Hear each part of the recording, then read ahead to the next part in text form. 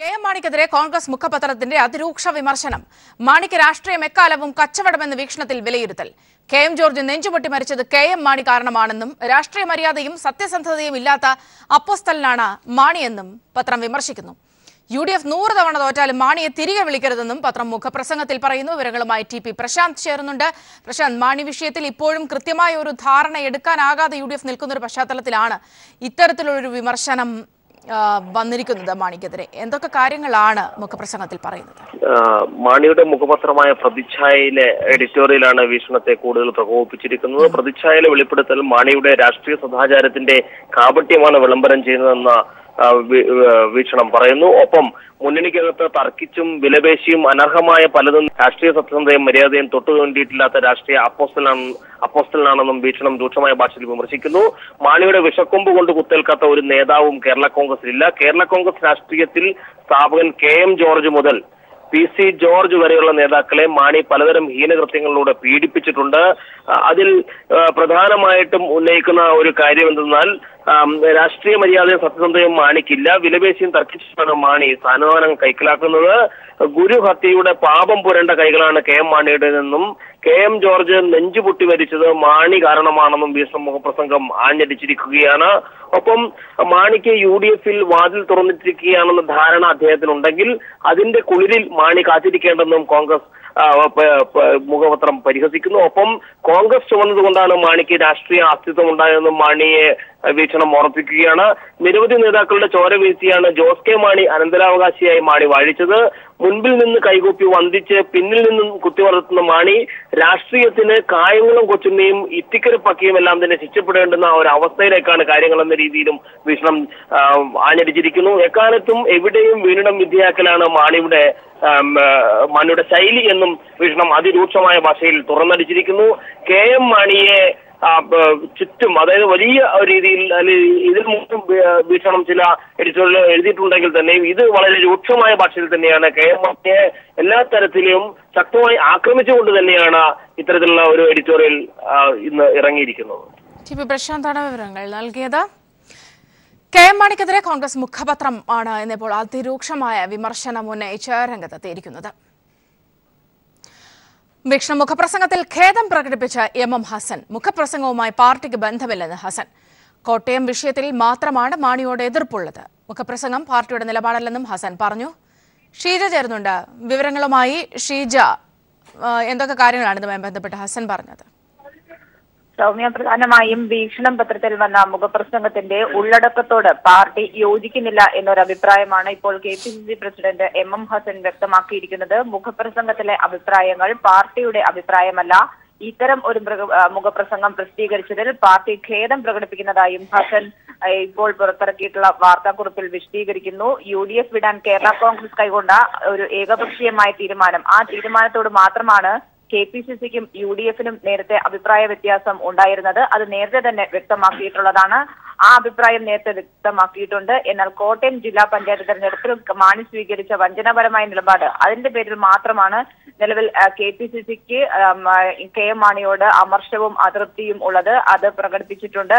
അല്ലാതെ ഇതുമായി ബന്ധപ്പെട്ട് ഇത്തരത്തിലൊരു മുഖപ്രസംഗം വന്നതുമായി ബന്ധപ്പെട്ട് പാർട്ടിക്ക് ബന്ധമില്ല. ഇത് പാർട്ടി നിലപാടുകളല്ല എന്നും ഹസൻ വിശദീകരിക്കുന്നു. സൗമ്യ, ഷീജയാണ് വിശദാംശങ്ങൾ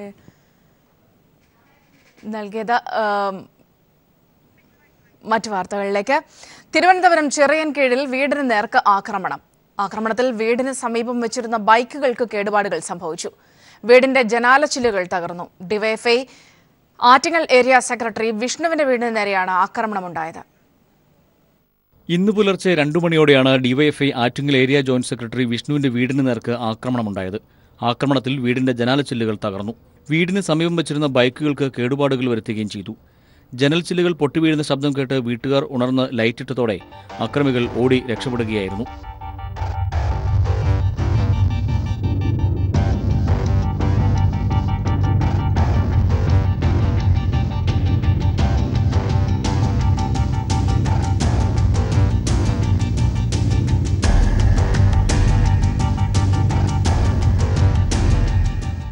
ആക്രമണത്തിന് പിന്നിൽ RSS പ്രവർത്തകരാണെന്ന് വിഷ്ണുവിന്റെ സഹോദരൻ കൃഷ്ണചന്ദ്രൻ പറഞ്ഞു. ചെറുവള്ളി മുതലുള്ള ഒരു 2 BJP പ്രവർത്തകർ സംശയമുണ്ട്. അവരായിരിക്കാനാണ് സാധ്യത കൂടുതൽ. ഇന്നലെ ഒരു ജാഥയുടെ കാര്യങ്ങളായിട്ട് ഒന്ന് രണ്ട് വിഷയങ്ങളായിട്ട് അവിടെ എന്തോ സംഭവങ്ങളുണ്ട്, അതിൻ്റെ പേരിലായിരിക്കണമെന്നാണ് തോന്നുന്നത്. ചിറയൻകീഴ് പോലീസ് കേസെടുത്ത് അന്വേഷണം ആരംഭിച്ചു. News bureau, Thiruvananthapuram.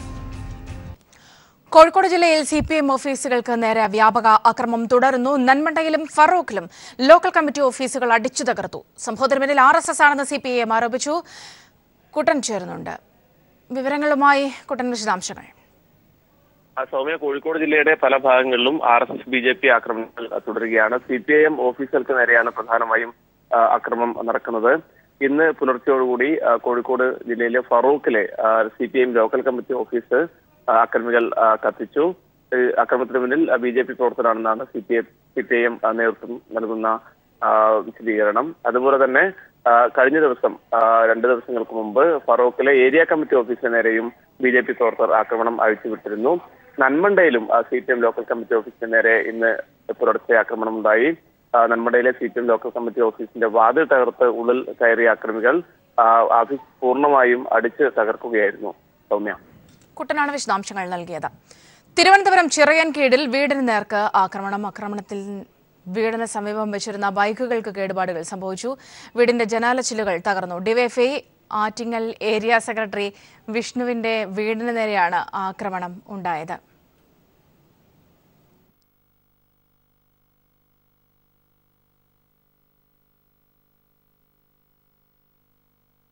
തീവ്രവാദ പ്രസ്ഥാനങ്ങൾക്കും വ്യക്തികൾക്കും നൽകുന്ന സാമ്പത്തിക സഹായങ്ങൾ ഖത്തർ ഉടൻ നിർത്തലാക്കണമെന്ന് American president Donald Trump.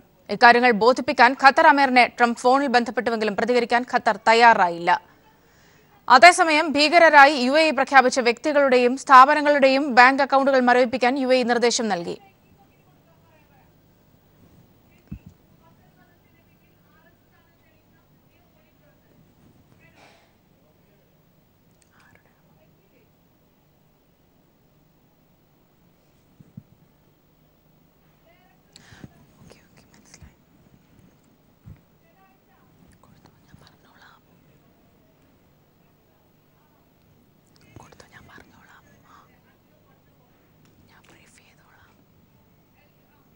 LDF സർക്കാരിന്റെ വ്യവസായ നയം പ്രഖ്യാപിച്ചു. രാജ്യത്തെ 10 മികച്ച സംസ്ഥാനമാക്കി കേരളത്തെ ഉയർത്തുമെന്ന ആമുഖത്തോടെയാണ് വ്യവസായ നയം മന്ത്രി പ്രഖ്യാപിച്ചത്. ധാതുമണൽ ഖനനം പൊതുമേഖലയിൽ മാത്രമായി പരിമിതപ്പെടുത്തും. പൊതുമേഖലാ സ്ഥാപനങ്ങളിലെ ജീവനക്കാർക്ക് സ്ഥാപനത്തിന് ലാഭം പരിഗണിച്ച് പങ്കാളിത്ത പെൻഷൻ നടപ്പിലാക്കും. വ്യവസായ പാർക്കുകളിൽ വനിതാ സംവരണം വരുന്നു. ചെറുകിട വ്യവസായങ്ങൾക്ക് KFC വായ്പ നൽകുന്നതടക്കം നിരവധി ആകർഷകമായ പാക്കേജാണ് സർക്കാർ ലക്ഷ്യമിടുന്നത്. രാജ്യത്തെ ആദ്യ 10 സംസ്ഥാനങ്ങളിലൊന്നായി കേരളത്തെ ഉയർത്തുകയാണ് സംസ്ഥാന വ്യവസായ നയം കൊണ്ട് സർക്കാർ ലക്ഷ്യമിടുന്നതെന്ന് ഇന്ന് പുറത്തിറക്കിയ വ്യവസായ നയത്തിന്റെ കരട് രേഖയിൽ പറയുന്നു. വ്യവസായ നയത്തിന്റെ കാതലായ ഭാഗങ്ങൾ ഇപ്രകാരമാണ്. ധാതുമണൽ ഖനനം പൊതുമേഖലയിൽ മാത്രമായി പരിമിതപ്പെടുത്തും. ടൈറ്റാനിയം മെറ്റലിലേക്ക് നീങ്ങുന്നതിനുള്ള സാങ്കേതികവിദ്യ ഈ രംഗത്തെ പ്രമുഖരുമായി ചേർന്ന് വികസിപ്പിക്കും. പെട്രോ കെമിക്കൽ കോംപ്ലക്സ് കൊച്ചിയിൽ സ്ഥാപിക്കും. ഇതിനാവശ്യമായ 600 ഏക്കർ സ്ഥലം ഫാക്ടിൽ നിന്നും കണ്ടെത്തും. ചെറുകിട വ്യവസായങ്ങൾ തുടങ്ങുന്നതിനുള്ള വായ്പ ലഭിക്കുന്നതിന് കേരള ഫിനാൻഷ്യൽ കോർപ്പറേഷൻ ഉപയോഗിക്കും. മുഴുവൻ പൊതുമേഖലാ സ്ഥാപനങ്ങളും ലാഭത്തിലാക്കാൻ നടപടി സ്വീകരിക്കും. പൊതുമേഖലാ സ്ഥാപനങ്ങളിലെ ജീവനക്കാർക്ക് സ്ഥാപനത്തിന്റെ ലാഭം കൂടി പരിഗണിച്ച് പങ്കാളിത്ത പെൻഷൻ നടപ്പിലാക്കും. വ്യവസായ പാർക്കുകളിൽ നിശ്ചിത ശതമാനം വനിതാ സംവരണം ഉറപ്പാക്കും. ഈ നയം നടപ്പിലാക്കാൻ കഴിയുമെന്ന ശുഭാപ്തി വിശ്വാസം തനിക്കുണ്ടെന്ന് വ്യവസായ മന്ത്രി AC മൊയ്തീൻ പറഞ്ഞു. പരമാവധി ഒരു വ്യവസായം നടത്തിക്കൊണ്ടുപോകണമെങ്കിൽ പരിസ്ഥിതി മലിനീകരണം ഇല്ലാത്ത വ്യവസായം വേണമെന്നുള്ളൊരു ബോധത്തിലേക്ക് വ്യവസായികളും നിക്ഷേപകരും വന്നിട്ടുണ്ട്. അത്തരം ആളുകളെ ബുദ്ധിമുട്ടിക്കരുത്. അതിനാവശ്യമായ രീതിയിൽ യഥാർത്ഥത്തിൽ വ്യവസായം നടത്താൻ വരുന്ന അതിനാവശ്യമായ രേഖകളൊക്കെ ആയിട്ട് അവർ വരിക. ആ അപേക്ഷ കിട്ടിക്കഴിഞ്ഞാൽ 30 ദിവസത്തിലെ പുറത്തേക്ക് പോകരുത് എന്നുള്ള കാഴ്ചപ്പാടാണ് ഞങ്ങൾ ചെയ്യുന്നത്. സംസ്ഥാനത്ത് പുതിയ വ്യവസായ സംരംഭങ്ങൾ ആരംഭിക്കുന്നതിനുള്ള നൂലാമാലകൾ പരിഹരിക്കുന്നതിന് ഏകജാലക ക്ലിയറൻസ് സംവിധാനം മെച്ചപ്പെടുത്തും. ഇതിന്റെ നോഡൽ ഏജൻസിയായി KSIDCയെ നിയോഗിക്കുമെന്നും മന്ത്രി വാർത്താസമ്മേളനത്തിൽ വ്യക്തമാക്കി. വ്യാവസായിക ആവശ്യത്തിനുള്ള ഭൂമി കേരളത്തിൽ എവിടെയൊക്കെ ലഭ്യമാണെന്ന് വെബ് പോർട്ടൽ വഴി അറിയാൻ കഴിയുമെന്നും മന്ത്രി വ്യക്തമാക്കി. വ്യവസായ വകുപ്പ് secretary Paul Antony, KSIDC director doctor Beena എന്നിവർ മന്ത്രിയോടൊപ്പം വാർത്താസമ്മേളനത്തിൽ പങ്കെടുത്തു. News bureau, Thiruvananthapuram. ഫസൽ വധത്തിന് പിന്നിൽ RSS ആണെന്ന് തെളിയുന്ന പുതിയ മൊഴിയും പുറത്ത്. കുപ്പി സുബീഷും BJP നേതാവും തമ്മിലുള്ള ഫോൺ സംഭാഷണമാണ് പുറത്തായത്. താൻ ഉൾപ്പെടെ 4 പേർ ചേർന്നാണ് കൊലപാതകം നടത്തിയതെന്ന് കുപ്പി സുബീഷ് വെളിപ്പെടുത്തുന്നു. പ്രതിഷിന്റെ കയ്യിലുണ്ടായിരുന്ന കൊടുവാൾ കൊണ്ട് ആദ്യം വെട്ടി. പിന്നീട് ഒളിവിൽ പോയെങ്കിലും കേസ് CPM-ന് തലയിലായതോടെ ആശ്വാസമായി. തനിക്ക് സംരക്ഷണം വേണമെന്നും സുബീഷിന്റെ ഫോൺ സംഭാഷണത്തിൽ പറയുന്നു. ഫസൽ വധത്തിന് പിന്നിൽ RSS തന്നെയെന്ന് വെളിപ്പെടുത്തുന്ന സുബീഷിന്റെ കുറ്റസമ്മത മൊഴി ഇന്നലെ പുറത്തു വന്നിരുന്നു. ഈ ടെലിഫോൺ സംഭാഷണം ഇന്നലെ CBI കോടതിയിൽ ഹാജരാക്കുകയും ചെയ്തിരുന്നു. ആ ടെലിഫോൺ സംഭാഷണമാണ് ഇപ്പോൾ പുറത്തു വന്നിരിക്കുന്നത്. ടെലിഫോൺ സംഭാഷണത്തിലേക്ക്. പണ്ട് നമ്മളൊരാളെ കൊന്നിട്ടില്ലേ, കളിഷാപ്പിന് എടുക്കുന്നു മടപ്പടിയ. പണ്ട് എത്രയോ കൊല്ലം വരും ഒരാളെ കൊന്ന സ്ഥലമുണ്ട്, കുറേ സ്ഥലം സൈക്കിൾ മിസ്സിംഗ് ആയി വിട്ടിവനാ വിട്ട് അന്നേരം ഒരു വണ്ടിയും തിന്നു. അപ്പോൾ ഞാൻ ഇവനോട് സിനോജിന് പറയാം, പയ്യ പോയി കിട്ടിക്കഴിഞ്ഞാൽ അല്ലൊന്നും നോക്കണ്ട, നമുക്ക് എന്ത് പ്രശ്നമായി കഴിഞ്ഞാൽ ഇതാക്കണ്ട, അതൊന്നും പ്രശ്നമൊന്നുമില്ല, അങ്ങനെ ഇങ്ങനെ ഞാൻ ഏറ്റെടുത്തോളൂ, അങ്ങനെ അങ്ങനെയാണ് പോകുന്നത്. അങ്ങനെ വിട്ട് നാലാളൊരു ബൈക്ക് നോക്കി, ഒരു ബൈക്ക് നോക്കി എൻ്റെ ഒരു കാറ് 2 കൂടുകളുണ്ട്. അന്നേരം ഞാൻ 2 കൂടുകൾ കൊടുക്കണം, ഞാൻ സാധനമൊന്നുമില്ല. അപ്പോൾ പിന്നെ വന്ന് ഇവനെ ബൈക്കും കയറി, 4 ആളും കയറി, ബാക്കിൽ ഇരുന്ന് 3 ആൾ അട്ടിക്കുന്നു. അല്ലല്ല, ഞാൻ ബാക്കിലായിരിക്കുന്നു, ഏറ്റവും ബാക്കിൽ ഇരിക്കുന്നു, ബാക്കി സിനോജ് ഓടിക്കുന്നുണ്ട്. എങ്ങനെ അട്ടിക്കിട്ട് വിട്ട് ഇവൻ സൈക്കിൾ അടിച്ചു കൊണ്ട് ടെമ്പിൾ കയറ്റി, പമ്പിൻ്റെ അടുത്താ, ടെമ്പിൾ കഴിഞ്ഞ് ടെമ്പിൾ കയറ്റി ഗേറ്റ് കഴിഞ്ഞ് ഇപ്പം മുമ്പോട്ട് പോയി നമ്മളിങ്ങനെ കാണുന്നു. കുറച്ച് അങ്ങോട്ട് നമുക്ക് ഇവനെ കിട്ടി. അങ്ങനെ ഇവൻ്റെ വണ്ടീൻ്റെ മുമ്പിൽ ഇവൻ കയറ്റിയപ്പോൾ ബാക്കിൽ നിന്ന് ഞാൻ തുള്ളി വിട്ടേന്നറിയാം. ഇവൻ്റെ ഭയങ്കര ആളവേ, ചാപ്പിട്ട് നല്ല പറഞ്ഞാൽ എൻ്റെ ഇതെന്ത് ചാപ്പിട്ട് കാല് വരുന്നതാണെന്നേ. ഈ തുള്ളിയപ്പോൾ തന്നെ ഇവനെ സൈക്കിളാളിട്ട് പായാൻ തുടങ്ങി. പാഞ്ഞ് പിടിച്ചിവൻ ഒരു വലിയൊരു വീട്ടിന് ഗേറ്റ് ഉണ്ട്, ഗേറ്റ് പിടിച്ച് ഇവൻ ചാടുക നോക്കി. അപ്പൊ അത് സംഭവം കഴിഞ്ഞു. ഗേറ്റ് ഇവൻ ആ പിടിച്ച പിടുത്തം തന്നെ, ഗേറ്റ് ഇങ്ങനെ പിടിച്ചിട്ടില്ലേ, ആ പിടുത്തം പിന്നെ ആ നിട്ടം തന്നെയാ നടന്നപ്പാട് വീടിന് അല്ലുണ്ട്. 2 ദിവസം ഉണ്ട്. അപ്പൊക്ക് ഒരു കൂടുകളുണ്ട് പെർമിഷൻ അതിൽ, അതപ്പോഴും പറഞ്ഞു അതിനെക്കൊണ്ട് ഒരു കൊത്താറ്റം കുത്തി തോന്നും. അടിക്കുന്നതല്ലേ ബേജാറല്ലേ ഇവനല്ലോ. നമ്മളിങ്ങനെ വിചാരിച്ച പരിപാടിയല്ലേ ഇത്. കൃത്യമായിട്ട് ഓനോ ഒരു സംഭവത്തിൽ ഫസ്റ്റ് കൂട്ടിക്കൊണ്ടല്ലേ ഒരു ജീവിതത്തിൽ ഓൻ ആദ്യമായിട്ട് ഒരു കൊത്തു കുത്തിയതാണ്. അതിനുശേഷം പിന്നെ ഒരു പരിപാടിക്ക് നമ്മളൊന്ന് അന്നത്തോട് വിട്ടിന് പരിപാടി കംപ്ലീറ്റ് കഴിഞ്ഞ് ഇപ്പം പിടിച്ചെടുക്കെ തന്നെ പിടുത്തു. അങ്ങനെ വീണ് വണ്ടി ഷാട്ടാക്കി മുമ്പോട്ട് എടുത്തിന്. പിന്നെയും ഡൗട്ട് ചെയ്യാൻ പിന്നെയും തിരിച്ചിറങ്ങി പിന്നെയും പോയാൽ പിന്നെയും ഒന്നുകൂടി തലക്ക് പിന്നെ ഒരു ഒത്തും കൂടി കിട്ടി. അപ്പം പിന്നെ നമ്മൾ ഷാട്ടാക്കിയിട്ട് എടുത്ത് നേരെ വിടുന്ന തില്ലാട്ടിറക്കാം. സിനോജിനെ തട്ടി വണ്ടി എടുത്ത് ഞാൻ പ്രവേശിച്ചു എല്ലാം ഈ സാധനത്തിനാളെ. അപ്പം അങ്ങനെ വിട്ട് ഇവൻ പ്രമീഷിന് ഒരു ചെറിയൊരു കൂടുകളാണ് പച്ചിരി പോലത്തെ, അതപ്പോഴും വളഞ്ഞു കഴിഞ്ഞു. പിന്നെ ഓനെ ആക്കിയോ ഞാനും പ്രതീക്ഷയും കൂടി മേനക്കെട്ട് പിടിച്ച് നമ്മൾ വിട്ട് തിലാട്ടിനോട് ഒരു സംഭവം തിലാട്ടം ഏറ്റവും മുതൽ പണിയെടുത്ത് അപ്പോൾ സാധനം എടുത്ത് ചാലക്കര വയലിൽ കൊണ്ട് ചളിയിൽ കൊണ്ടേ കൂട്ടി. സംഭവം പേപ്പറിൽ ഔട്ടായി, നല്ല ഇതായി. പ്രശ്നങ്ങൾ ഇങ്ങനെ വരെയാൻ തുടങ്ങി. മറ്റേ 2 ചങ്ങായിമാർ ഷിനോജ് പിറ്റേ ദിവസം പനിച്ചിട്ട് ഹോസ്പിറ്റലിൽ അഡ്മിറ്റ് വന്നിട്ട് ഷിനോജിന് പനിയും പറയും വെച്ചും തന്നെ പറയണത്. ഞാൻ പറഞ്ഞ വേഗം പോയിട്ട് ഓനെടുക്കുന്നു, ചലച്ചിട്ടുണ്ടെങ്കിൽ ഓനെ അടിച്ച് പല്ല് വെച്ച് കളഞ്ഞു. എന്നെ കൊണ്ട് അവിടെ നിർത്തിച്ച് ഇവനെ നല്ല അവിടെ നിന്ന് ഡിസ്ചാർജ് ആക്കി വീട്ടിൽ കൊണ്ട്. പിന്നെ ഇവരെ കൊണ്ടുള്ള ശല്യമായി. ഇവർ 2 ആളും അടിയിടെല്ലാം പോയിട്ട് വീരവാദം പറയാൻ തുടങ്ങി. നമ്മളത് കഴിഞ്ഞ് പിന്നെ ആ ഭാഗം വിട്ട് ഒന്നും വേണ്ടി ഇറങ്ങാണ്ട് നമ്മൾ ഇവർ ഓരോ ദിവസം വരുന്ന പേപ്പറും രാഷ്ട്രദീപിയിലെടുത്ത് എൻ്റെ വീട്ടിൽ പണി വരിക. മറ്റേ ചങ്ങായി പ്രമീഷ് വിഷയതാടാ ഫ്ലാഷിൽ നിന്ന് ഞാൻ അവിടെ പോയാൽ ചങ്ങായി ചിലക്കാണ്ട് ഇവനെ കൊണ്ട് ഇവൻ മായിന്നേ വരും ഇതിനായിട്ട്. ഇവനെ ലാസ്റ്റ് ഒഴിവാക്കല്ലേ. ഞാൻ പറഞ്ഞു ഇനി ഏരിക്കും ഞാൻ പറഞ്ഞു ഇനി ഈ കയറും പറ്റി ചെമ്പറ ബോർഡറിൽ ഇന്നെ കാണാം. ഇനി എൻ്റെ പണിക്കോ ഞാൻ എൻ്റെ പണിക്കോ. അതെല്ലാം കഴിഞ്ഞ് ഞാൻ സംഘടന സംഭവം എങ്ങനെയോ അറിഞ്ഞിട്ടൊരു സാധനം ഒളിപ്പിച്ച് ഒളിപ്പിച്ചിട്ട് അജയേട്ടൻ കുറേ കാര്യങ്ങൾ സംസാരിച്ചിങ്ങനെ. അപ്പോൾ കേസ് തിരിഞ്ഞ് കുറേ പരിപാടിക്കായി. അപ്പോൾ സംഘടനക്ക് ആത്മവിശ്വാസം കൂടി സംഘടന വന്ന് നിങ്ങൾ ഈ സംഭവിച്ചൊന്നും അറിയില്ല എന്നത് ഇതിൽ വിട്ട്. അതിനുശേഷമാണ് നമ്മൾ ആൾക്കാർ ഓരോ എങ്ങനെയാണ് പറയാൻ സ്വയം സൈത്തെല്ലാം അറിഞ്ഞു. ഈ ഷിനോജി വായസായിട്ടും ലജീഷ്യലായിട്ടെല്ലാം ഉണ്ടോ ഓൾറെഡി പറഞ്ഞു ഈ എങ്ങനെയാണ് ഈ സംഭവം മാടപ്പുഴ കംപ്ലീറ്റ് ലീക്കാണ്.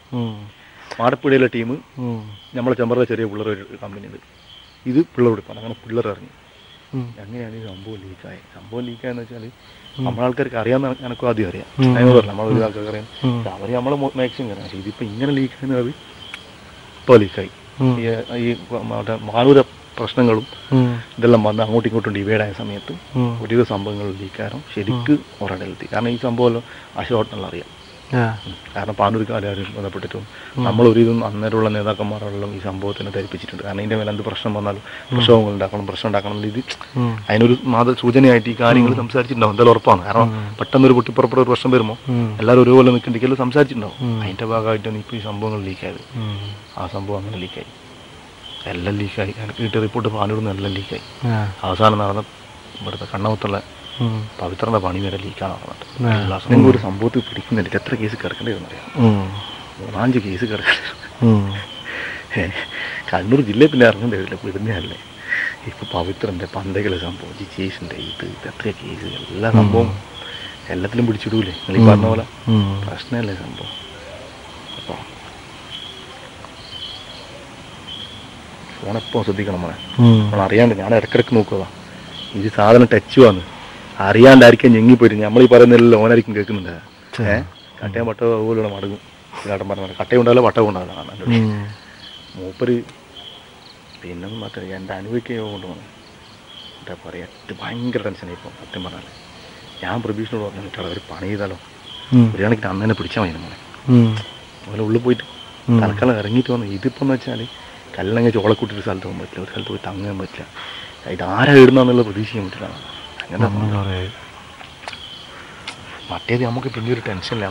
നമ്മളത് വിചാരിച്ച് നടന്നെങ്കിൽ ഇതിപ്പം പോലീസ് ഇപ്പം ആരെങ്കിലും വന്ന് വിളിച്ചപ്പോഴേക്കും പോലീസിനും ഇതിപ്പം പ്രശ്നം വെച്ചാൽ പോലീസ് വേണം ഓര് നോക്കുന്നുണ്ടെന്നുള്ള കാര്യത്തിൽ വേറെ റിപ്പോർട്ടുണ്ട്. ഇപ്പോൾ NDF സംബന്ധിച്ചിടത്തോളം NDF ഇതൊരിക്കലും വിശ്വസിച്ചിട്ടില്ല ഈ സംഭവം. പിന്നെ ഇപ്പോഴത്തെ സ്ഥിതിയിൽ സംഘം പറയാനുള്ള കാരണം വെച്ചാൽ ഒന്നാമത് ഇപ്പം കേന്ദ്രം BJP ആയതുകൊണ്ട് ആ ഒരു രീതിയിലാണെന്ന് പറഞ്ഞത് പ്രശ്നമാക്കണ്ടെന്നുള്ള രീതിയിൽ സംസാരിക്കുന്നു. അതും എൻ്റെ അടുക്കൊന്നും ഡയറക്റ്റ് വന്നിട്ടില്ല. ധാരാളം മുഖാന്തരം ശ്രദ്ധിക്കണം പിടിക്കണമെന്ന് പറഞ്ഞിട്ടുള്ളൂ. അങ്ങനെ ഞാനിവിടെ ഇല്ല എന്നുള്ള രീതിയിലാണ് ശശിയേട്ടനാണ്. അപ്പോൾ വന്നാൽ അറിയില്ല ശശിയേട്ടൻ. അപ്പോൾ ഷിനോജിനെ വിളിച്ചുകൊണ്ട് മാറിക്കോ, ബാക്കിയാരും ഇവിടെ നിങ്ങളെ ഇടയിലും പ്രമീഷ് ഇവിടെ വിട്ടിട്ട് കുറേ കാലമൊക്കെ വല്ലാണ്ട് താമസിക്കുന്നു. ഷിനോജിനെ അങ്ങനെ ശ്രദ്ധിക്കില്ല.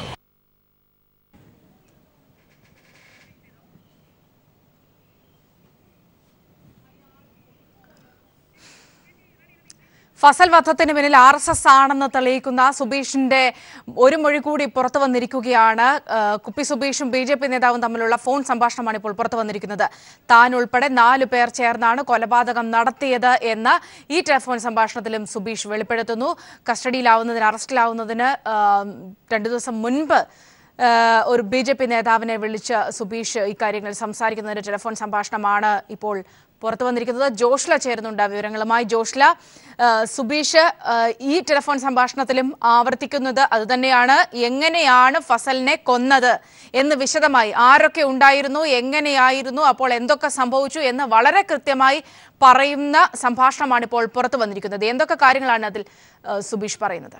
സൗമ്യ, തീർച്ചയായും CPIM നേതാവ് പടുവിലായി മോഹൻ വധക്കേസിൽ പ്രതിയായ RSS പ്രവർത്തകൻ കുപ്പി സുബീഷ് നേരത്തെ പോലീസിന് നൽകിയ മൊഴി ഇപ്രകാരമായിരുന്നു. താനടക്കം 4 RSS പ്രവർത്തകരാണ് ഫസലിനെ കൊലപ്പെടുത്തിയത് എന്നായിരുന്നു മൊഴി. ഇതിന്റെ അടിസ്ഥാനത്തിലും മറ്റ് പല കാരണങ്ങളാലും ഫസലിന്റെ ബന്ധുക്കളടക്കം CBI നടത്തിയ അന്വേഷണത്തിൽ നേരത്തെ CPIM നേതാക്കളായ കാരായ് രാജനെയും കാരായ് ചന്ദ്രശേഖരനെയും ആണ് പ്രതി ചേർത്തത്. ഇത് തെറ്റാണ് എന്ന് പറഞ്ഞുകൊണ്ട് ഫസലിന്റെ ബന്ധുക്കളടക്കം രംഗത്ത് വന്നിരുന്നു. കഴിഞ്ഞ ദിവസമാണ് ഫസൽ വധക്കേസ് പരിഗണിക്കുന്ന എറണാകുളം CBI കോടതിയിൽ ഫസലിന്റെ സഹോദരൻ അബ്ദുൾ സത്താർ സുബീഷിന്റെ കുറ്റസമ്മതമൊഴിയും ശബ്ദരേഖയും ഹാജരാക്കിയത്. എന്നാൽ ഇതിൽ CBI പറഞ്ഞിരിക്കുന്ന മറ്റൊരു വാദം, ഫസൽ വധക്കേസിൽ CPM നേതാക്കളെ പ്രതിപട്ടികയിൽ ചേർത്ത CBI അന്വേഷണത്തിന്റെ നടപടി ചോദ്യം ചെയ്തായിരുന്നു അബ്ദുൾ സത്താർ ഇത്തരത്തിൽ തുടരന്വേഷണം ആവശ്യപ്പെട്ടുകൊണ്ട് നേരത്തെ തന്നെ ഹർജി നൽകിയിരുന്നു. ഇക്കാര്യം പരിഗണിച്ച CBI ഇക്കാര്യം കോടതിയിൽ പറയുമ്പോൾ പറഞ്ഞ വാദത്തിൽ ഒരു കാര്യം, ഇത് കുപ്പി സുബീഷിനെ ഭീഷണിപ്പെടുത്തി പോലീസ് പറയിപ്പിച്ചതാണ് എന്നുള്ള രീതിയിലായിരുന്നു. അതുകൊണ്ട് തന്നെ അതടക്കം ഖണ്ഡിക്കുന്ന രീതിയിലുള്ള വാർത്തയാണ് നമ്മൾ ഇപ്പോൾ പുറത്തുവിട്ടിരിക്കുന്നത്. കുപ്പി സുബീഷ് 2 വർഷം മുൻപ് നടത്തിയ BJP നേതാവുമായി നടത്തിയ ഫോൺ സംഭാഷണമാണ് നമ്മളിപ്പോൾ പുറത്തുവിട്ടുകൊണ്ടിരിക്കുന്നത്. അതിൽ കുപ്പി സുബീഷ് പറഞ്ഞ ഒരു കാര്യമുണ്ട്. ഫസലിനെ പേടിപ്പിക്കാൻ പോയതായിരുന്നു. ഫസൽ അപ്പോൾ സൈക്കിളിൽ പോവുകയായിരുന്നു. എന്നാൽ ഫസൽ നമ്മൾ വിചാരിച്ചതുപോലെയല്ല, അവൻ ഭയങ്കരനാണ്, ഭീകരനാണ്, ഭയങ്കര ചവിട്ടായിരുന്നു, ഭയങ്കരമായി പ്രതികരിച്ചു ഞങ്ങളോട്. അതുകൊണ്ട് തന്നെ പ്രമീഷ് തങ്ങളുടെ കൂടെ ഉണ്ടായിരുന്ന RSS പ്രവർത്തകൻ കയ്യിലുള്ള കൊടുവാൾ കൊണ്ട് വെട്ടുകയായിരുന്നു. തിരിച്ചു വരുന്ന വീണ്ടും പോകുന്നതിനിടെ തിരിച്ചു വന്ന് വീണ്ടും വെട്ടുകയായിരുന്നു. മരിച്ചു എന്ന് ഉറപ്പായിരുന്നു. അതിനുശേഷം ഞങ്ങൾ 4 പേരും ഒളിവിൽ പോയി. പിന്നീട് സംഭവങ്ങളുടെ ഗതി മാറി CPIMന്റെ തലയിലായതോടെ സംഘടനക്കടക്കം ആത്മവിശ്വാസമുണ്ടായി. ആ രീതിയിൽ തന്നെ മുന്നോട്ട് പോയാൽ മതി എന്ന് സംഘടന ഞങ്ങളോട് പറയുകയായിരുന്നു. എന്നാൽ കൂടെയുണ്ടായിരുന്ന ഷിനോജിന് പിന്നീട് പേടിച്ച് തന്നെ പനി വന്ന് ആശുപത്രിയിൽ ചികിത്സയിലാവുന്ന അവസ്ഥ വന്നു. അതേസമയം തന്നെ മാഹിയിലുള്ള ഒരു RSS പ്രവർത്തകൻ ഇടയ്ക്കിടെ തന്നെ വന്ന് ഭീഷണിപ്പെടുത്തിയിരുന്നു. മാത്രമല്ല ഈ പത്രവാർത്തകളുടെ അടിസ്ഥാനത്തിൽ പേടിച്ചുകൊണ്ടാണ് അയാൾ ജീവിച്ചത്. അയാളെ പിന്നീട് ഞങ്ങൾ ഭീഷണിപ്പെടുത്തി പറഞ്ഞു വിടുകയാണ് ചെയ്തത് എന്ന രീതിയിലുള്ള ഫോൺ സംഭാഷണം BJP നേതാവുമായി നടത്തിയ ഫോൺ സംഭാഷണമാണ് ഇപ്പോൾ പുറത്തു വന്നിരിക്കുന്നത്. ഇത് CBIയുടെ വാദത്തെ ഖണ്ഡിക്കുന്ന ഒരു കാര്യമാണ്. 2006 ഒക്ടോബർ 22-നാണ് പത്രവിതരണക്കാരനായ ഫസൽ കൊല്ലപ്പെടുന്നത്.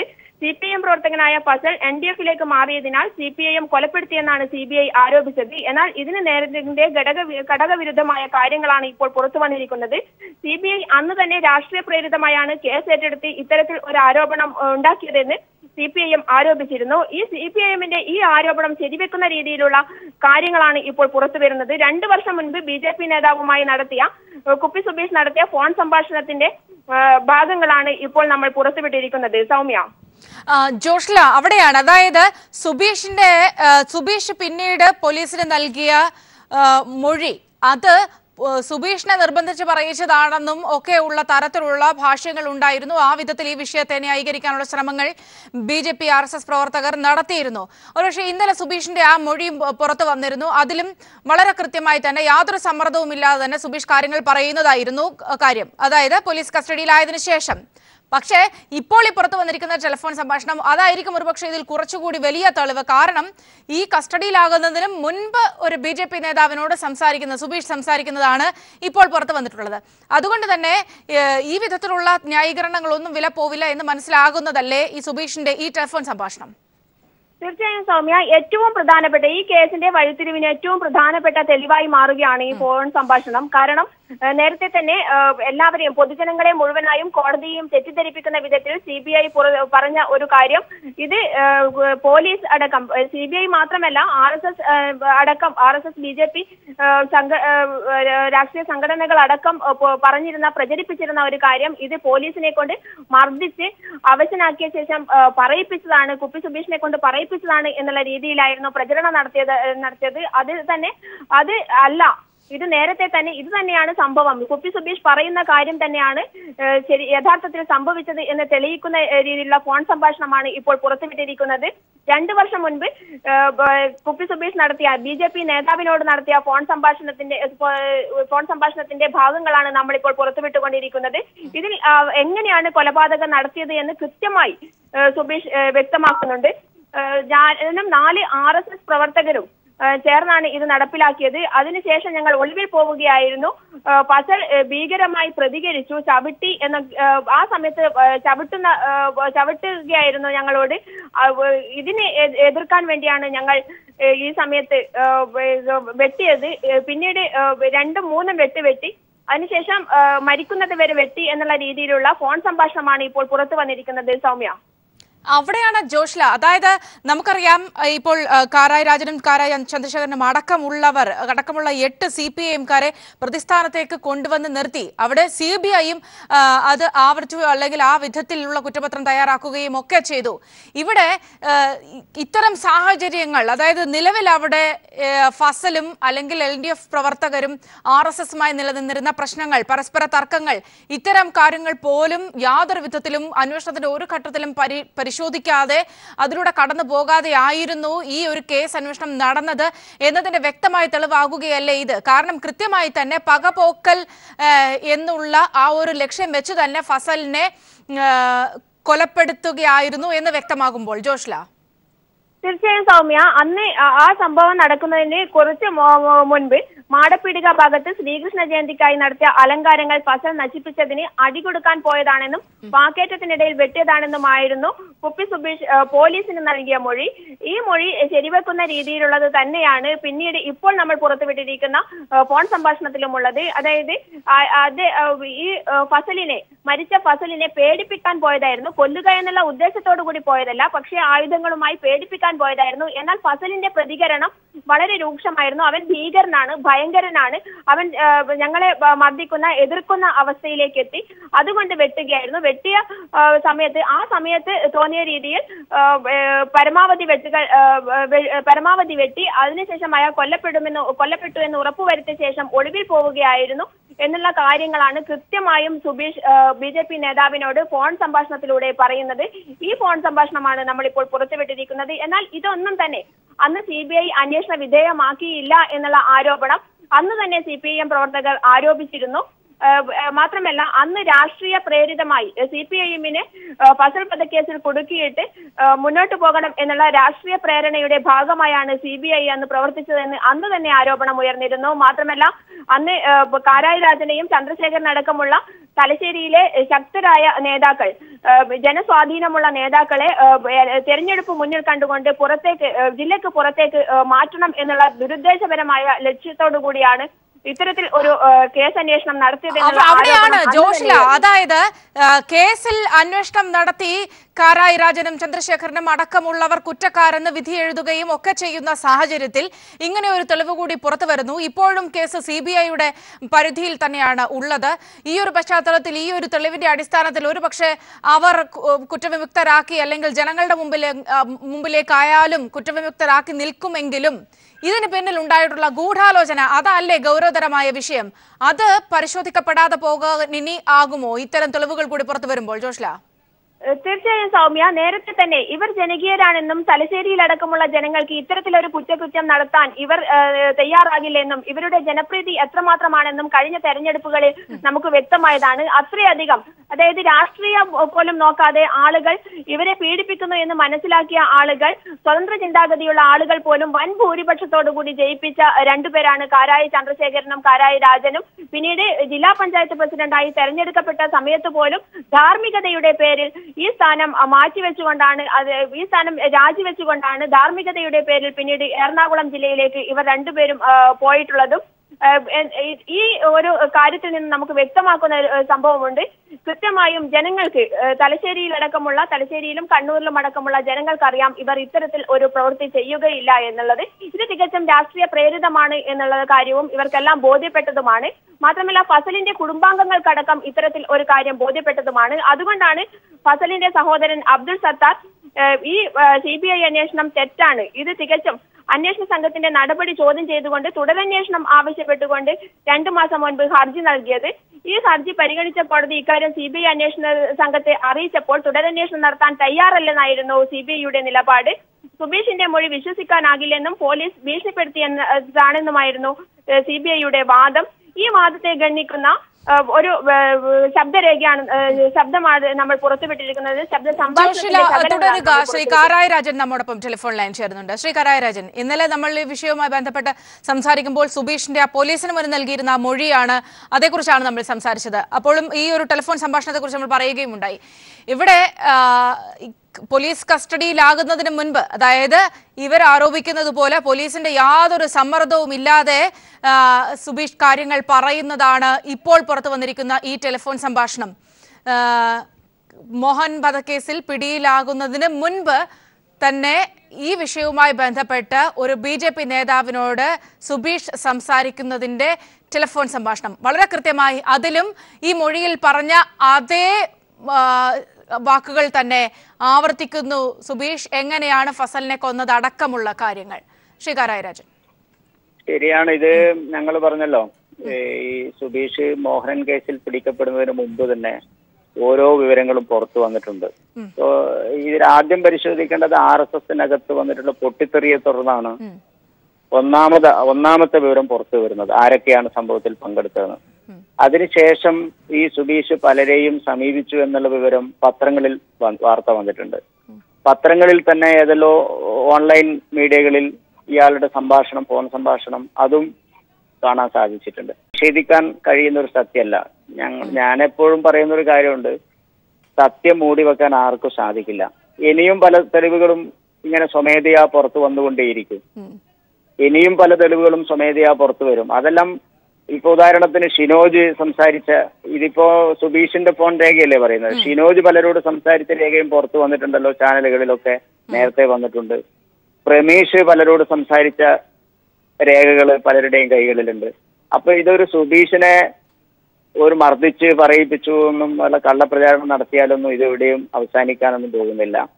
എത്ര മൂടി വെച്ചാലും ഇത് അഗ്നിപർവ്വതം പോലെ ഈ സത്യം പൊട്ടി പുറത്തു വരും എന്നുള്ള കാര്യത്തിൽ യാതൊരു സംശയമില്ല. കുറെ ആളുകൾക്ക് ആ വേവലാതികളും വിഷമമൊക്കെ ഉണ്ടാവും. ഞങ്ങളെ സംബന്ധിച്ചിടത്തോളം ഒരു വ്യക്തിപരമായ വികാരപരമായ പ്രശ്നം, ഞങ്ങൾ വേട്ടയാടപ്പെട്ടുകൊണ്ടിരിക്കുന്നവരാണ്. ഞങ്ങൾക്ക് നീതി കിട്ടണം. ഞങ്ങളുടെ നിരപരാധിത്വമാണ് ഈ സമൂഹത്തോട് ഞങ്ങൾ പല ഘട്ടങ്ങളിലും പറഞ്ഞിട്ടുള്ളത്. ഏതായാലും മാധ്യമപ്രവർത്തകർ ഇങ്ങനെ ഓരോന്നും പുറത്തു കൊണ്ടുവരുന്നതിൽ ഞങ്ങൾക്ക് സന്തോഷമുണ്ട് എന്നതാണ് പറയാനുള്ളത്. ഒരുപക്ഷെ ശ്രീ കരായരാജൻ, ഇതൊരു പൊളിഞ്ഞ നാടകമാണ് ഇപ്പോൾ. പക്ഷേ അവിടെയും CBIയെ അടക്കം വരുതിയിലേക്ക് കൊണ്ടുവരാൻ കഴിഞ്ഞു എന്നത് ഗൗരവതരമായ വിഷയമല്ലേ? ഒരുപക്ഷെ ഇനി ആ വിഷയങ്ങൾ ആ വിധത്തിലല്ലേ കൈകാര്യം ചെയ്യേണ്ടത്? ഞാനിപ്പോ ഈ ഒരു കുറ്റാരോപിതനായി പീഡിപ്പിക്കപ്പെടുന്ന വേട്ടയാടപ്പെടുന്ന ഒരു ആളെന്നുള്ള നിലയിൽ അതിന്റെ സാങ്കേതികവും നിയമപരവുമായ മറ്റു വിഷയങ്ങളിലേക്ക് ഞാൻ അധികം കടക്കാൻ ഉദ്ദേശിക്കുന്നില്ല. പക്ഷെ ഞങ്ങൾക്കെല്ലാം പറയാനുള്ള ഒരു അവസരം വരുമ്പോൾ അതൊക്കെ ഞങ്ങൾ പറയും. ഏതായാലും ഞങ്ങളോട് കാണിച്ചു കൊണ്ടിരിക്കുന്നത് അങ്ങേയറ്റത്തെ അനീതിയാണ്. നീതീകരിക്കാനാവാത്ത മനുഷ്യാവകാശ ലംഘനമാണ് ഞങ്ങളോട് കാണിച്ചുകൊണ്ടിരിക്കുന്നത്. ഈ കേസിൽ പ്രതികളാക്കപ്പെട്ട 8 മനുഷ്യരും നിരവധി വർഷങ്ങളായി വേട്ടയാടപ്പെട്ടുകൊണ്ടിരിക്കുന്നു. ഞങ്ങളെ കൊലയാളികളായിട്ട് സമൂഹ മധ്യത്തിൽ അവതരിപ്പിച്ചു. ഇങ്ങനെയെല്ലാമുള്ള പ്രശ്നങ്ങളുണ്ട്. ഏതായാലും ഇനിയും പുറത്തു വരും. ഞങ്ങൾക്ക് അത്തരം കാര്യങ്ങളെല്ലാം വലിയ പ്രത്യാശയാണുള്ളത്. ഇനിയും വിവരങ്ങൾ പുറത്തു വരും. ആർക്കും മൂടിവെക്കാൻ സാധിക്കില്ല. ആ വിധത്തിൽ താങ്കൾ സൂചിപ്പിച്ചതുപോലെ തന്നെ ഈ BJPക്കുള്ളിൽ അല്ലെങ്കിൽ RSSനുള്ളിൽ ഉള്ള നിലവിലെ അപജയങ്ങൾ തന്നെയാണ് ഈ വിഷയങ്ങൾ പുറത്തു വരാനുള്ള സാഹചര്യം ഇപ്പോൾ ഒരുക്കുന്നത് എന്ന് ഉറച്ചു തന്നെ വിശ്വസിക്കുന്നു. തീർച്ചയായും BJPക്കകത്തും RSSനകത്തുള്ള പൊട്ടിത്തെറിയെ തുടർന്നാണ് ഇതിന്റെ കൃത്യമായ ആളുകളെ സംബന്ധിച്ച വിവരം പുറത്തു വന്നിട്ടുള്ളത്. നേരത്തെ NDF പറഞ്ഞു. NDF ആണ് ആദ്യം പറഞ്ഞത് RSS ആണ് നടത്തിയത് എന്ന്. അതുമാത്രമേ ഒരു കാര്യം കൂടി ശ്രദ്ധിക്കേണ്ടത്, NDFും RSSും തമ്മിൽ നിരവധി ദിവസങ്ങളോളം നീണ്ടുനിന്ന സംഘർഷം കോടിയേരി മാടപ്പിടിക പ്രദേശത്തുണ്ടായിരുന്നു. ഫസൽ കൊല്ലപ്പെടുന്നതിന്റെ 4 ദിവസം മുമ്പാണ് NDF പ്രവർത്തകർ RSS നേതാവിനെ മർദ്ദിച്ച കേസിൽ ജാമ്യമെടുത്ത് പുറത്തു വരുന്നത്. ഇങ്ങനെയെല്ലാമുള്ള സംഭവങ്ങളുണ്ട്. ഇതെല്ലാം പോലീസ് ഡയറിയിലും CBIയുടെ കുറ്റപത്രത്തിലും വായിക്കാൻ സാധിക്കും. ശ്രീ കരായരാജൻ ദയവായി തുടരുക. ശ്രീ VV രാജേഷ് നമ്മോടൊപ്പം ടെലിഫോൺ ലൈൻ ചേരുന്നുണ്ട്. ശ്രീ രാജേഷ്, സുബീഷിന്റെ മൊഴി ഇന്നലെ പുറത്തു വന്നിരുന്നു. ഇപ്പോൾ സുബീഷ് മോഹൻ വധക്കേസുമായി ബന്ധപ്പെട്ട് കസ്റ്റഡിയിലാകുന്നതിന് മുൻപ് ഒരു BJP നേതാവിനോട് പറഞ്ഞ ടെലിഫോൺ സംഭാഷണവുമാണ് പുറത്തു വന്നിരിക്കുന്നത്. അതിൽ കൃത്യമായി തന്നെ ഫസലിനെ കൊന്നത് എങ്ങനെ എന്നതടക്കമുള്ള കാര്യങ്ങൾ പറയുന്നുണ്ട്. എങ്ങനെയാണ് ഇത് കാണുന്നത്? ശ്രീ രാജേഷ് ആണ് രാജേഷ്.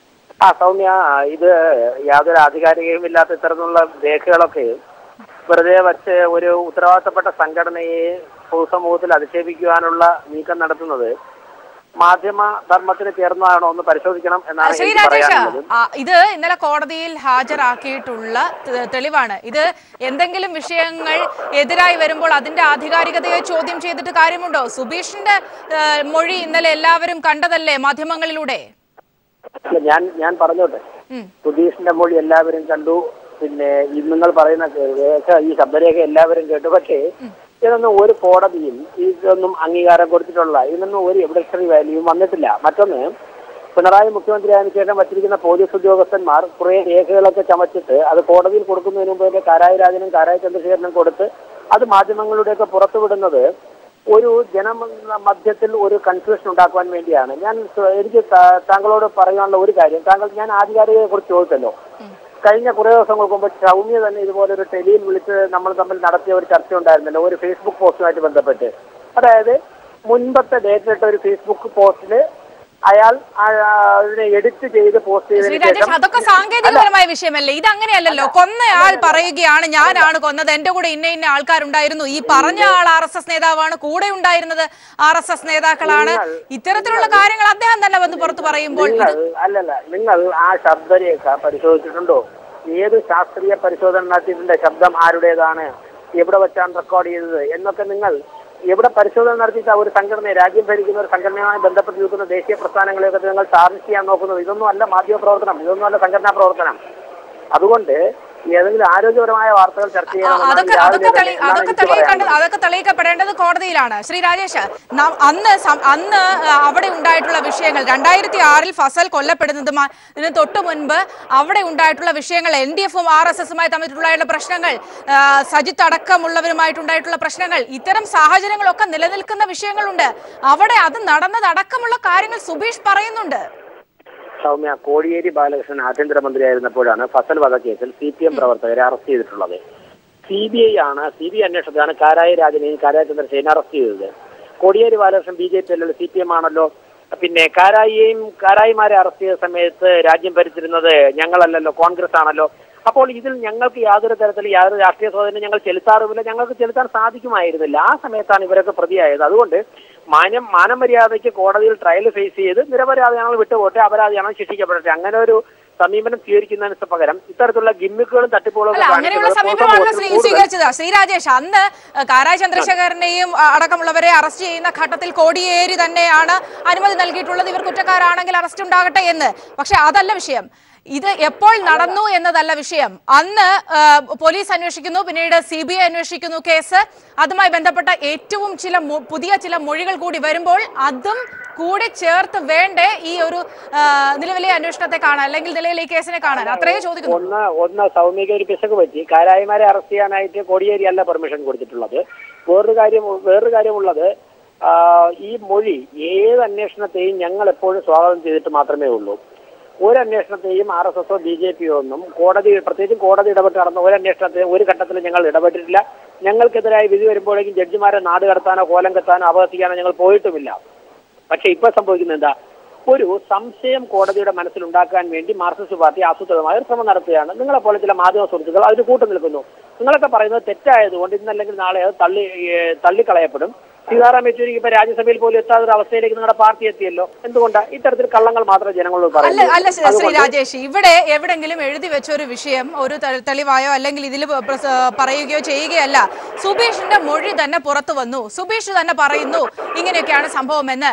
അപ്പോൾ നിങ്ങൾ പറഞ്ഞൊരു ന്യായീകരണം, ആദ്യഘട്ടത്തിൽ അത് പറഞ്ഞൊരു ന്യായീകരണം സുബീഷിനെ കൂടെ നിർബന്ധിച്ച് ഇങ്ങനെ പറയിച്ചതാണ് പോലീസ് എന്ന്. പക്ഷെ സുബീഷ് വളരെ കൂളായിരുന്ന് ഞാൻ ഇങ്ങനെയൊക്കെ ചെയ്തതാണ് എന്ന് കൃത്യമായി പറയുന്ന ദൃശ്യങ്ങളടക്കമാണ് ഇന്നലെ പുറത്തു വന്നത്.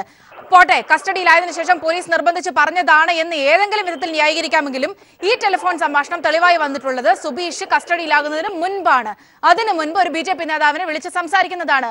അവിടെ യാതൊരു സമ്മർദ്ദവും ഉണ്ടായിട്ടില്ല എന്നും വ്യക്തമാണ്. ഈ രണ്ട് വിഷയങ്ങളാണ് പറയുന്നത്. ഇന്ത്യൻ എവിഡൻസ് സൈറ്റിൽ ഏത് വകുപ്പ് അനുസരിച്ചാണ് ഇത് തെളിവായി മാറിയിട്ടുള്ളത് എന്ന് പറഞ്ഞ്, ഏത് സെക്ഷൻ അനുസരിച്ചാ? ശ്രീ രാജേഷ്, ഇതിന്റെ സാങ്കേതികപരമായ അല്ല നിയമപരമായ വിഷയങ്ങളല്ല ഞാൻ ചോദിക്കുന്നത്. ഇത് കോടതിയിലേക്ക് എത്തിയിട്ടുണ്ട്. അത് കോടതി ഇവിടെ ശ്രീ രാജേഷ് ഇല്ല. എന്റെ കുട്ടി എന്തെങ്കിലും ചോദിക്കുമ്പോഴേക്കും എന്റെ മെക്കിട്ട് കയറരുതേ. ഇതിൽ ഇന്ത്യൻ എവിഡൻസ് ആക്ട് ഏത് വകുപ്പ് പ്രകാരമാണ് തെളിവായിട്ട് മാറുന്നതെന്ന് പറയുന്നത് നമുക്ക് സംസാരിക്കാം. എന്റെ നിയമപരമായ പരിജ്ഞാനം പരിശോധിക്കുകയാണോ രാജേഷിന്റെ ലക്ഷ്യം? എനിക്കറിയില്ല. ഇന്നലെ കോടതി പറയുന്നു, കോടതി പറയുന്നത് എന്തായാലും താങ്കൾ തള്ളിക്കളയില്ലല്ലോ. ഇന്നലെ കോടതിയിൽ ഈ രണ്ട് തെളിവുകൾ, ശ്രീ രാജേഷ് ക്ഷമിക്കണം ഞാൻ ഇടപെടുന്നതില്, ഈ രണ്ട് തെളിവുകൾ കോടതിയിൽ വരുന്നു. CBI പറഞ്ഞു ഇതവിടെ പരിശോധിക്കാൻ പോലും പറ്റില്ല എന്ന് പറയുമ്പോൾ കോടതി പറയുന്നു തെളിവുകൾ എവിടെ നിന്ന് വന്നതായാലും അത് തെളിവുകളല്ലേ എന്ന് കോടതി ചോദിക്കുന്നു. കോടതി വിശദമായി ഇത് പരിശോധിക്കാൻ വേണ്ടി വെച്ചിരിക്കുകയാണ്. എന്തെങ്കിലും പറഞ്ഞിട്ട് ഞാൻ ഉത്തരം മുട്ടുമ്പോ മൈക്ക് താങ്കളുടെ കയ്യിരിക്കുന്നൊരു സ്വാതന്ത്ര്യമുണ്ട്. ഉത്തരം മുട്ടുമ്പോഴേക്കും എന്റെ നാവടപ്പിച്ചിട്ട് കാര്യമില്ല. ഞാൻ താങ്കളോട് ചോദിച്ചത് ഇത് പോലീസ് കോടതിയിൽ ഹാജരാക്കിയെന്ന് പറഞ്ഞു. കോടതി ഏത് വകുപ്പ് അനുസരിച്ചാണ് ഇതിനെ തെളിവായിട്ട് സ്വീകരിച്ചിട്ടുള്ളത്? കോടതി തെളിവാണെന്ന് പറഞ്ഞ ഓർഡർ ഷീറ്റ് താങ്കൾക്ക് എന്നെ കാണിക്കാമോ? താങ്കളുടെ നിയമപരിജ്ഞാനം ഞാൻ ചോദിക്കുന്നില്ല. പക്ഷേ എന്റെ പ്രസ്ഥാനത്തിന് വേണ്ടി ആർഗ്യൂ ചെയ്യുമ്പോഴേക്കും എനിക്ക് അതിനെ സബ്സ്റ്റാൻഷിയേറ്റ് ചെയ്യാൻ വേണ്ടിയുള്ള വാദങ്ങൾ നിരത്തേണ്ടതായിട്ടുണ്ട്. ഞാൻ താങ്കളോട് ചോദിക്കുന്നു, ഏത് നിയമം അനുസരിച്ചാണ് കോടതി ഇതിനെ തെളിവായിട്ട് സ്വീകരിച്ചിട്ടുള്ളത്? പറയാമോ? അതിന്റെ വിശദാംശം എനിക്കറിയില്ല. പക്ഷെ രാജേഷ്, കോടതി പറയുന്നു, ഒരു സെക്കൻഡ്, കോടതി പറയുന്നതിനെ താങ്കൾ തള്ളിക്കളയും ഞാൻ കരുതുന്നില്ല. കോടതി പറയുന്നു ഇതിൽ ഗൗരവതരമായ വിഷയമുണ്ട്, ഇത് തെളിവായി ഇതിൽ വിശദമായ വാദം കേൾക്കുന്നത് കോടതി തന്നെ പറയുന്നു. സുഹൃത്തെ, കോടതി പറഞ്ഞതിന്റെ ഇപ്പൊ ഒരു വെർബൽ ഓർഡർ ആണെങ്കിൽ പോലും കുഴപ്പമില്ല. ആ ഓർഡർ പറഞ്ഞതിന്റെ ഓഡിയോ ക്ലിപ്പിംഗ്സോ അല്ലെങ്കിൽ കോടതി എഴുതിയ ഒരു ഓർഡർ ഷീറ്റിലുള്ള വേർഡിങ്സ് ഒന്ന് വായിച്ചേ. കോടതി പറഞ്ഞൊന്നും സൗമ്യ പറഞ്ഞാൽ വിശ്വസിക്കാൻ ആക്കൂലല്ലോ. ഒന്നാമത് പറയുന്ന ചാനലാണ്. ഇന്നലെ കോടതിയിൽ നടന്ന കാര്യങ്ങളാണ്, താങ്കൾ അത് അറിഞ്ഞില്ല എന്ന് പറയരുത്. ഞാൻ തിരികെ വരാം ശ്രീ രാജേഷ്, ദയവായി തുടരുക. ശ്രീ കാരായ രാജൻ, ഈ വിധത്തിലാണ് ഇങ്ങനെയുള്ള തെളിവുകൾ വരുമ്പോഴും ഈ വിധത്തിലാണ് നേതാക്കൾ പ്രതികരിക്കുന്നതെങ്കിൽ ശ്രീ കാരായ രാജൻ നിയമജ്ഞനായിരിക്കും, അഡ്വക്കറ്റ് ആയിരിക്കും. പക്ഷേ ഒരു പോലീസിനോ അന്വേഷണ സംവിധാനത്തിന്റെ മുമ്പിൽ ഏതൊരു തുമ്പും ലഭിച്ചാൽ ആ തുമ്പ് വെച്ചാണ് അന്വേഷിക്കുക എന്നത് ആർക്കാണ് അറിഞ്ഞുകൂടാത്തത്? സാങ്കേതികമായി കോടതികളിൽ ഇതുപോലെയുള്ള ഇലക്ട്രോണിക് തെളിവുകളും മറ്റും സ്വീകരിക്കുള്ളൂ എന്നുള്ള മറ്റൊരു പ്രശ്നം. പക്ഷെ അന്വേഷണ സംവിധാനത്തിന്റെ മുമ്പിൽ ഇതുപോലെയുള്ള രേഖകളും തെളിവുകളും കൃത്യമായ പരിശോധനയ്ക്ക് വിധേയമാക്കാറുണ്ട്. അങ്ങനെയാണ് എല്ലാ അന്വേഷണങ്ങളും മുന്നോട്ട് കൊണ്ടുപോകുന്നത്. അത് അന്വേഷണ ഏജൻസിയുടെ ഭാഗമായിട്ടുള്ള പ്രശ്നങ്ങളാണ്. ഞങ്ങൾ പറയുന്നത് രാജേഷിന് പോലും ഇതറിയാം. രാജേഷിന് സ്വന്തം മനസാക്ഷിക്ക് നെഞ്ചത്ത് കൈവച്ച് പറയാൻ സാധിക്കില്ല.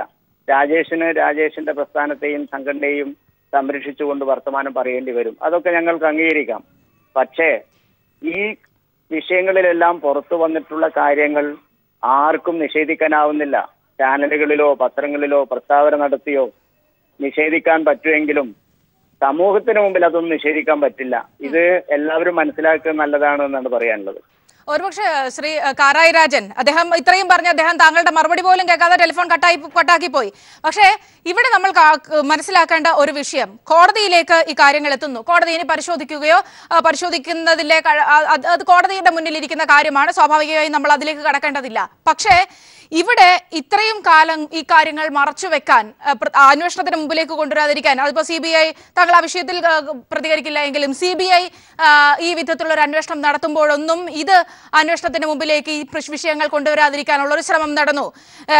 സുബീഷിന് അതിനുശേഷം ഈ കുറ്റക്കാരായുള്ളവരെ സംരക്ഷിക്കുന്നതുമായി ബന്ധപ്പെട്ട് എവിടെയൊക്കെയോ പ്രൊട്ടക്ഷനുകൾ അവർക്ക് നേതാക്കന്മാരുടെ ഇടയിൽ നിന്നും ലഭിച്ചിട്ടുണ്ട്.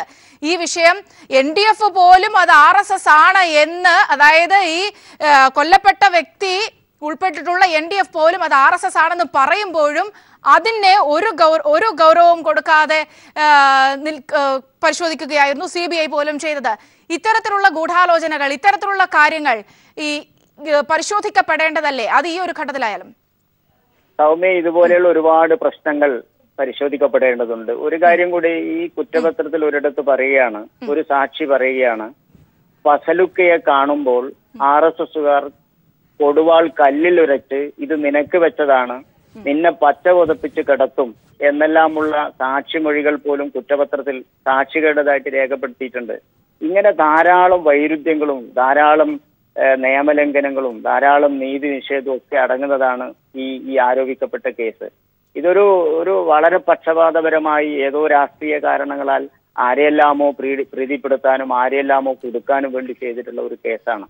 ഇത് വളരെ സത്യസന്ധമായി ഇപ്പോ ഏത് ഇത് കുറിച്ച് ഇപ്പോ ടെലിഫോൺ ക്ലിപ്പിങ്ങോ അതേപോലെ തന്നെ വീഡിയോ ക്ലിപ്പിങ്ങോ ഇതിന്റെ എല്ലാം ശാസ്ത്രീയമായ പരിശോധന ആർക്ക് നടത്താലോ.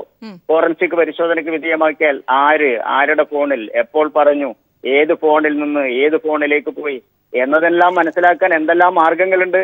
അതെല്ലാം അന്വേഷിക്കുന്നവരല്ലേ അന്വേഷിക്കേണ്ടത്. അപ്പൊ സത്യത്തെ മൂടി വെക്കാൻ ആർക്കും സാധിക്കില്ല. വളരെ നന്ദി ശ്രീ കാരായ രാജൻ ഈ അവസരത്തിൽ ഞങ്ങളോട് പ്രതികരിച്ചിരിക്കുന്നത്. ഏതായാലും സുബീഷ് കസ്റ്റഡിയിലാകുന്നതിന് തൊട്ടു മുൻപ് ടെലിഫോണിൽ ഒരു BJP നേതാവിനോട് ഫസൽ വധവുമായി ബന്ധപ്പെട്ട കാര്യങ്ങൾ വിശദീകരിക്കുന്ന ടെലിഫോൺ സംഭാഷണം കൂടിയാണ് ഇപ്പോൾ പുറത്തു വന്നിരിക്കുന്നത്. തീവ്രവാദ പ്രസ്ഥാനങ്ങൾക്കും വ്യക്തികൾക്കും നൽകുന്ന സാമ്പത്തിക സഹായങ്ങൾ ഖത്തർ ഉടൻ നിർത്തലാക്കണമെന്ന് അമേരിക്കൻ പ്രസിഡന്റ് ഡൊണാൾഡ് ട്രംപ്. ഇക്കാര്യങ്ങൾ ബോധിപ്പിക്കാൻ ഖത്തർ അമീറിനെ ട്രംപ് ഫോണിൽ ബന്ധപ്പെട്ടുവെങ്കിലും പ്രതികരിക്കാൻ ഖത്തർ തയ്യാറായിട്ടില്ല. അതേസമയം ഭീകരരായി UAE പ്രഖ്യാപിച്ച വ്യക്തികളുടെയും സ്ഥാപനങ്ങളുടെയും ബാങ്ക് അക്കൗണ്ടുകൾ മരവിപ്പിക്കാൻ UAE നിർദ്ദേശം നൽകി. ഗൾഫ് മേഖലയിലെ പല തീവ്രവാദ പ്രവർത്തനങ്ങൾക്കും ഖത്തർ സാമ്പത്തിക സഹായം നൽകുന്നുണ്ട് എന്ന പരാതി തന്റെ മിഡിൽ ഈസ്റ്റ് സന്ദർശന വേളയിൽ ഉയർന്നതായി ട്രംപ് ചൂണ്ടിക്കാട്ടിയിരുന്നു. ഗൾഫ് മേഖലയിലെ അമേരിക്കയുടെ ഏറ്റവും വലിയ സൈനിക താവളം ഖത്തറിലാണുള്ളത്. ഈ സാഹചര്യത്തിൽ കൂടിയാണ് ട്രംപിന്റെ ഇടപെടൽ. ഖത്തറുമായി ബന്ധമുള്ള 59 വ്യക്തികളെയും 12 സ്ഥാപനങ്ങളെയും ഭീകരരായി UAE പ്രഖ്യാപിച്ചതിനു പിറകെ ഈ വ്യക്തികളുടെയും സ്ഥാപനങ്ങളുടെയും ബാങ്ക് അക്കൗണ്ടുകൾ മരവിപ്പിക്കാനും UAE നിർദ്ദേശം നൽകി. രാജ്യത്ത് പ്രവർത്തിക്കുന്ന ബാങ്കുകൾക്കാണ് UAE സെൻട്രൽ ബാങ്ക് കർശന നിർദ്ദേശം നൽകിയിരിക്കുന്നത്. ഭീകരരായി പ്രഖ്യാപിച്ചവരുടെ ബാങ്ക് അക്കൗണ്ടുകൾ പരിശോധിക്കാനും സെൻട്രൽ ബാങ്ക് നിർദ്ദേശമുണ്ട്. UAEയിൽ പ്രവർത്തിക്കുന്ന 6 ഖത്തറി ബാങ്കുകളോടുള്ള ഇടപാടുകളിൽ സൂക്ഷ്മത പുലർത്താനും സെൻട്രൽ ബാങ്ക് UAE ബാങ്കുകളോട് നിർദ്ദേശിച്ചു. Qatar Islamic bank, Qatar international Islamic bank, Warba bank, Masraf al Rayan, Qatar national bank, Doha bank എന്നീ ബാങ്കുകളാണ് UAEയിൽ പ്രവർത്തിക്കുന്ന ഖത്തർ ബാങ്കുകൾ. സൗദി, UAE, ഈജിപ്ത്, ബഹ്റൈൻ എന്നീ രാജ്യങ്ങളാണ് ഖത്തറുമായി ബന്ധമുള്ള 59 വ്യക്തികളെയും 12 സ്ഥാപനങ്ങളെയും ഭീകരരായി പ്രഖ്യാപിച്ചിരിക്കുന്നത്. മുസ്ലിം ബ്രദർഹുഡ് നേതാവ് യൂസഫ് അൽ ഹറാദബി ഉൾപ്പെടെയുള്ളവർ പട്ടികയിലുണ്ട്. News bureau, Dubai. മലപ്പുറം പകർച്ചപ്പനി ഭീതിയിൽ. ഈ വർഷം 14 പേരാണ് ജില്ലയിൽ പനി ബാധിച്ച് മരിച്ചത്. ജൂൺ മാസത്തിൽ മാത്രം 13,858 പേർ പനി ബാധിച്ച് ചികിത്സ തേടി. ആരോഗ്യവകുപ്പ് അധികൃതർ പ്രതിരോധ പ്രവർത്തനങ്ങളും ബോധവൽക്കരണ പരിപാടികളും ഊർജിതമാക്കിയിട്ടുണ്ട്. ഡെങ്കിയും മഞ്ഞപ്പിത്തവുമാണ് മലപ്പുറത്തെ ആരോഗ്യത്തിന് വെല്ലുവിളിയുയർത്തുന്നത്. ഈ വർഷത്തിൽ മാത്രം മഞ്ഞപ്പിത്തം ബാധിച്ച് 6 പേരും ഡെങ്കിപ്പനി പിടിപെട്ട് 8 പേരും മരിച്ചു. 37 പേർ ഇതുവരെ മഞ്ഞപ്പിത്തം പിടിപെട്ട് ആശുപത്രികളിലെത്തി. ഡെങ്കിപ്പനി പിടിപെട്ട് 896 പേർ ചികിത്സ തേടിയതിൽ 78 പേർക്ക് രോഗം സ്ഥിരീകരിച്ചു. ഇതിനെല്ലാം പുറമെ വൈറൽ പനിയും ജില്ലയിൽ പടരുന്നുണ്ട്. 45,767 പേർ ഇതുവരെ വിവിധ ആശുപത്രികളിൽ ചികിത്സക്കെത്തി. 13,868 പേർ ജൂൺ മാസത്തിൽ മാത്രം ചികിത്സ തേടി. ഇതിനിടെ ആരോഗ്യവകുപ്പ് പ്രതിരോധ പ്രവർത്തനങ്ങൾ ഊർജിതമാക്കിയിട്ടുണ്ട്. ജനങ്ങൾ രണ്ട് കാര്യത്തിൽ ജാഗ്രത പാലിക്കണം. പ്രത്യേകിച്ച് നേരത്തെ തന്നെ ചികിത്സ തേടണം. അതോടൊപ്പം പനി വരാതിരിക്കാൻ ഈ കൊതുകിന്റെ സാന്ദ്രത കുറയ്ക്കാൻ നമ്മൾ കൂട്ടായിട്ടുള്ളൊരു യത്നമാണ് വേണ്ടത്. വീടുകളിലുള്ള സോഴ്സുകൾ, ഉറവിടങ്ങൾ കണ്ടുപിടിച്ച് നശിപ്പിക്കുക. അപ്പോൾ ആഴ്ചയിൽ ഒരു ദിവസം ഡ്രൈ ഡേ ആചരിക്കേണ്ടത് വളരെയധികം അത്യാവശ്യമാണ്. പഴകിയതും തണുത്ത ഭക്ഷണങ്ങളും കഴിക്കരുതെന്നും പരിസരം വൃത്തിയായി സൂക്ഷിക്കണമെന്നും ആരോഗ്യവകുപ്പ് നിർദ്ദേശിച്ചിട്ടുണ്ട്. മഞ്ഞപ്പിത്ത ബാധിതർ മറ്റു പല ചികിത്സകളിലേക്ക് പോകുന്നത് അപകടം വരുത്തുന്നതായി ജില്ലാ മെഡിക്കൽ ഓഫീസർ മുന്നറിയിപ്പ് നൽകി. News bureau, Malappuram. കൊച്ചി മെട്രോയുടെ ഉദ്ഘാടന വേദി തീരുമാനിച്ചു. ഈ മാസം 17-ന് കലൂർ സ്റ്റേഡിയത്തിൽ വെച്ചാണ് പ്രധാനമന്ത്രി മെട്രോയുടെ ഉദ്ഘാടനം നിർവഹിക്കുക. പ്രധാനമന്ത്രിയുടെ പ്രത്യേക സുരക്ഷാ വിഭാഗം നൽകിയ പരിശോധനയ്ക്ക് ശേഷമാണ് ഉദ്ഘാടന വേദി നിശ്ചയിച്ചത്. ഉദ്ഘാടന സമയം സംബന്ധിച്ച് പ്രധാനമന്ത്രിയുടെ ഓഫീസ് ഉടൻ വിവരം നൽകും. ഉദ്ഘാടന ദിവസം പ്രധാനമന്ത്രി മെട്രോയിൽ യാത്ര ചെയ്തേക്കും.